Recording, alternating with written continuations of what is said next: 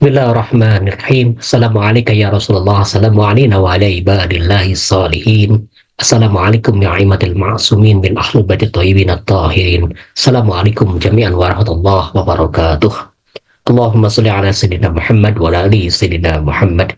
Kita akan melanjutkan kembali pembacaan buku Ensiklopedia Mizanul Hikmah yang berisi tentang kumpulan hadis baginda Nabi Muhammad SAW dan juga keluarga Rasulullah SAW yang kita sebut sebagai Ahlul Bait. Kita akan sekarang membaca pada bab 21 pada jilid yang pertama terkait dengan Imam Ali bin Husain alaihi salam yang kita kenal sebagai Zainal Abidin.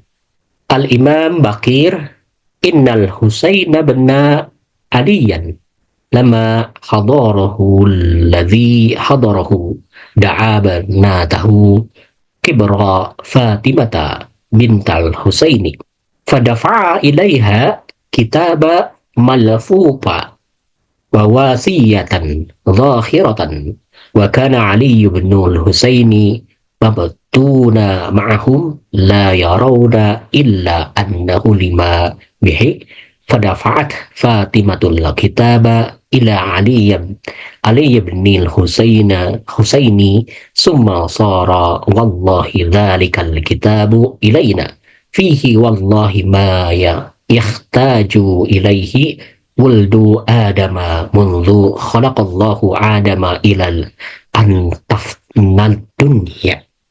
Dari Imam Baqir alaihi salam menyampaikan tatkala Husain bin Ali tatkala kematian Imam Husain alaihissalam hampir menjemputnya, beliau memanggil putri tertuanya Fatimah binti Husain kemudian beliau menyerahkan kepadanya sebuah kitab yang tertutup, yaitu sebuah wasiat yang jelas atau yang zahir.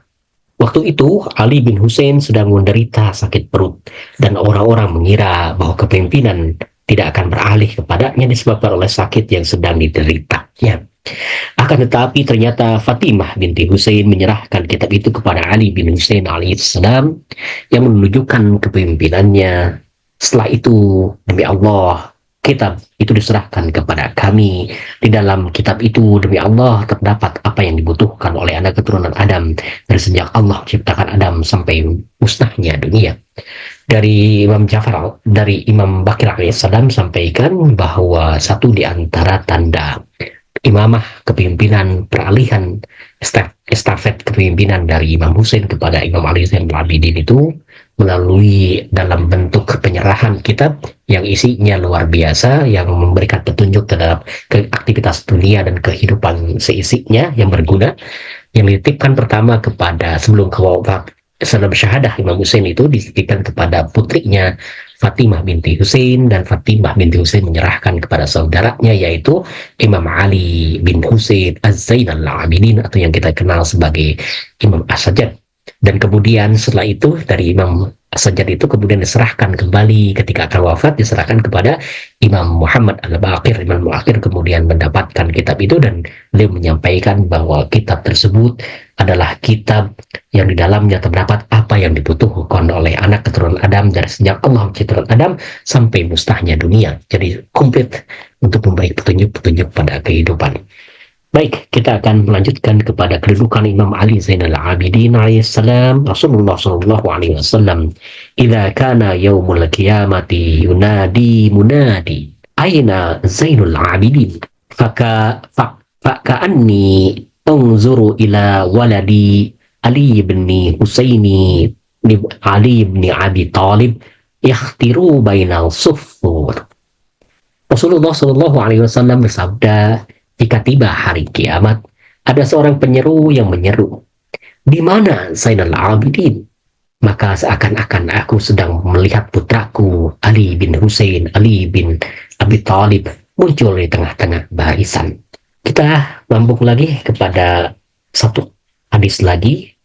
Al-Imamul Baqir, innahu kana ya'ulu ma'ata baitin min fuqara'i madinati wa kana yu'jibuhu an yahudra ta'amahu yatama wal adirra'u wal zamani wal masakinu alladhi la hailata lahum wa kana yunawiluhum biyadihi wa man kana minhum lahu iyalun hamalahu ila iyalihi min ta'amihi wa kana la ya'kulu ta'ama hatta yabda'a afayatasaddaqu bihi fatayasaddaqu bihi. Imam Bakir alaihissalam menyampaikan bahwa sungguhnya dia, Imam Zainal Abidin, biasa menanggung 100 keluarga di antara kaum fakir Madinah. Jadi beliau tuh sangat pengabdian ke masyarakat yang luar biasa. Jadi menanggung sekitar 100 keluarga di antara kaum fakir di Madinah. Dia sangat menyukai makan bersama anak-anak yatim, orang-orang susah, orang-orang cacat, dan orang-orang miskin yang tidak mampu mencari nafkah. Dan dia mengambilkan makanan kepada mereka dengan tangannya sendiri.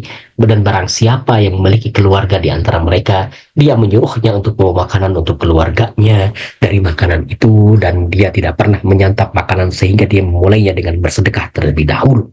Nah, di sini kita ketahui ada akhlak dari Imam Ali Zainal Abidin bahwa beliau itu pertama menanggung 100 keluarga miskin di Madinah.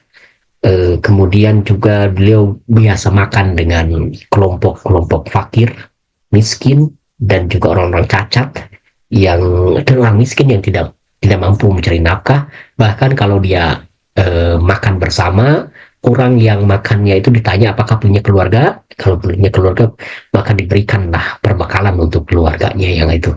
Jadi betul-betul menunjukkan bahwa Imam Ali Zainal Abidin adalah sosok yang social worker, kerja sosial yang luar biasa, membantu masyarakat Madinah dan juga terkenal sebagai orang yang betul-betul ahli dalam bersosial ya. Dan ini disampaikan oleh Imam Bakir alaihissalam sebagai putranya yang melihat bagaimana aktivitas Imam Zainal Abidin di tengah masyarakat yang seharusnya kita tiru, harusnya kita ikuti perilakunya kalau memang kita berkecukupan. Kalaupun tidak, ya setidaknya kita senyum pada orang-orang, setidaknya kita assalamualaikum atau bertegur sapa dengan orang-orang. Itu menunjukkan bagaimana kita sebagai bagian dari satu kesatuan di tengah masyarakat, dan kita meneladani dari sosok Imam Ali Zainal Abidin. Satu hal lagi yang harus kita camkan bahwa beliau itu kalau makan tidak langsung makan tapi bersedekah dahulu. Jadi mengajak orang dulu kemudian baru makan. Nah, itu yang harusnya kita ambil sebagai bagian inspirasi. Jadi kalau di Sunda artinya nawarin ya, atau misalkan kita ngajak dulu ya. Kalau di ya kan, apa Bu, ayo kita makan misalkan begitu, atau misalkan tanya nawarin saja seperti itu kan biasanya juga bagian dari bagian dari sesuatu yang sifatnya sapaan-sapaan begitu ya. Nah, Imam Ali Zainal Abidin mungkin tidak seperti itu, tapi langsung memberikan makanan pada mereka, kemudian memakannya bersama. Dan setelah makan baru beliau makan. Jadi betul-betul mendahulukan orang lain dalam urusan-urusan yang terkait dengan makanan sekalipun. Wassalamualaikum warahmatullahi wabarakatuh. Min alihi wasallama tasliman katsira wa ma taufiqi illa billah alaihi tawakkaltu wa ilaihi unib. Assalamualaikum warahmatullahi wabarakatuh.